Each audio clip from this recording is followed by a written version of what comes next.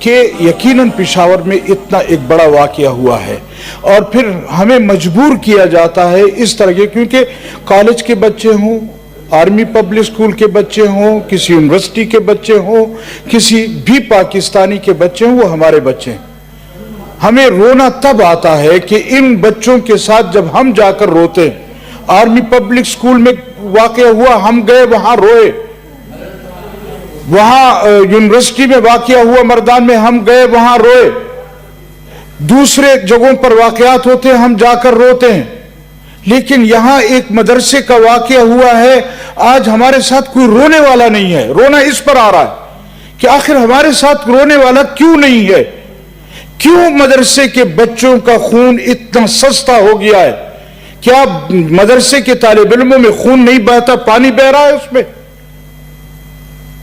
آخر یہ احساس کب ہوگا؟ ہمیں تو درس دیا جاتا ہے کہ جی کمیونٹی ہونی چاہیے، اتحاد ہونا چاہیے۔ میں آج یہاں کس کے سامنے روں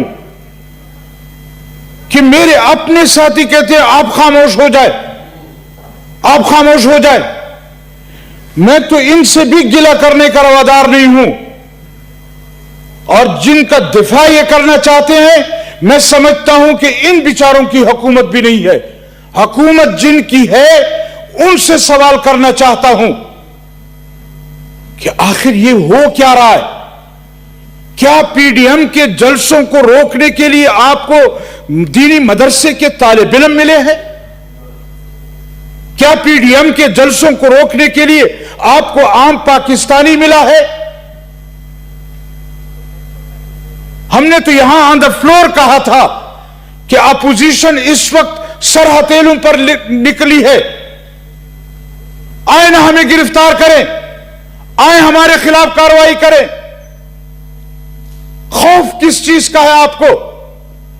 اور پھر روکنے کا طریقہ یہ ہے، کیا اس کو سیاست کہتے ہیں؟ ہم نے بارہا کہا ہے کہ ادارے ہماری آنکھوں کے پلکیں ہیں، وہ ہمارے اوپر بوجھ نہیں ہے، لیکن اگر پلکوں کا بال آنکھ کے اندر گر جائے، آج تو تمام پلکیں آنکھوں میں آئی ہوئی ہیں، ہمیں پلکوں سے کوئی اعتراض نہیں ہے، لیکن گزارش یہ ہے کہ جرنیل اگر سیاست نہیں کرتے، اور اگر سیاست کرتے اور ہم کوئی بات کرتے ہیں تو پھر ہمیں کہتے ہیں آپ اداروں کے خلاف بول رہے ہیں۔ ابھی یہاں ذکر ہوا آرمی پبلک اسکول کے واقعے میں باجوہ صاحب خود گئے تھے، پرائم منسٹر خود گیا تھا، لیکن یہاں ایک مدرسے کے بچے شہید ہوئے ہیں، ان کو پوچھنے والا کوئی نہیں ہے۔ وہاں یا سراج الحق جائے گا یا عطاء الرحمان جائے گا۔ کیوں آخر؟ کیوں ان کو اتنا سستا سمجھ لیا ہے؟ چاہیے تو یہ تھا کہ آج مدرسے کے طالب علموں کے ساتھ یکجہتی کی جاتی، دینی مذہبی لوگوں کے ساتھ یکجہتی کی جاتی۔ ہم جمہوریت کے حامی مولوی ہیں، ہم نے روکا ہے ان نوجوانوں کو کہ مت جاؤ پہاڑوں پر، مت جاؤ مورچوں میں۔ ہمارے ہاتھ تھک گئے ہیں ان کو روکتے روکتے، ہماری زبانیں تھک گئی ہیں ان کو روکتے روکتے۔ لیکن اگر پارلیمنٹ کا رویہ یہ ہوگا، لیکن یہاں مقتدر اداروں کا رویہ یہ ہوگا، تو آخر آپ بتلائیں ہم کب تک یہ کردار ادا کرتے رہیں گے؟ کب تک لاشیں اٹھاتے رہیں گے؟ کب تک ہمارے ساتھ کوئی رونے والا نہیں ہوگا؟ ہم کدھر جائیں؟ کس کے ہاتھ پر، کس کی آستین پر اپنا لہو ڈھونڈیں؟ کس کو کہیں کہ آپ ہمارے دشمن ہیں؟ یہاں شبلی فراز صاحب کھڑے ہو جاتے ہیں کہ جی یہ تو انڈیا والے ہیں، یہ پی ڈی ایم والے انڈیا کو سپورٹ کر رہے ہیں۔ عجیب بات ہے، آپ کو اپنے اپوزیشن کا دور یاد نہیں آتا؟ آپ کو اپنے دھرنے یاد نہیں آتے؟ آپ نے چائنا کے پریزیڈنٹ کا دورہ یہاں نہیں رکوایا اپنے اس سے؟ اس وقت آپ کو یہ چیزیں یاد نہیں تھی، آج آپ کو یاد آ گیا ہے۔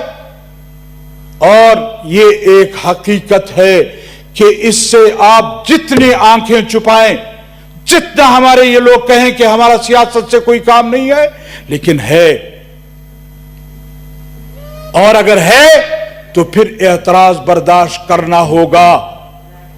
फिर मानना होगा कि जो कुछ हो रहा है, मैं फौजी इदारे की बात नहीं कर रहा, लेकिन मैं ये जरूर कहना चाहता हूं कि इनके जर्नल्स ये इन वाकयात में मुलव्विस हैं। आखिर हम किधर जाएं? कब तक आंखें बंद करें? कब तक खामोश रहे? कब तक ये कहें कि ये वाकये मुल्क दुश्मनी पर मबनी है? कब तक आप इंडिया पर, कब तक आप ईरान पर, कब तक आप अफगानिस्तान पर मुरीद इल्जाम किसको ठहराएंगे? वहां के वाकयात को जो पांव के निशान आते हैं वो भी आपकी तरफ आते हैं। आखिर हम किसके सामने रोएं? और अजीब बात यह है कि जब मेरा अपने इदारों के खिलाफ कोई कार्रवाई होती है, मैं उनके साथ जाने के लिए तैयार हूं, मैं उनके साथ रोड पर निकलने के लिए तैयार हूं, मैं उनके साथ रोने के लिए तैयार हूं, मैं उनकी तजहीज और तदफीन में शामिल होता हूं। लेकिन न मेरी तजहीज और तदफीन में कोई शामिल होता है, न मेरे साथ रोने वाला कोई है। आखिर आप बताएं हमें कि हम किधर जाएं? किसके सामने रोएं? किसको अपना दुखड़ा सुनाएं?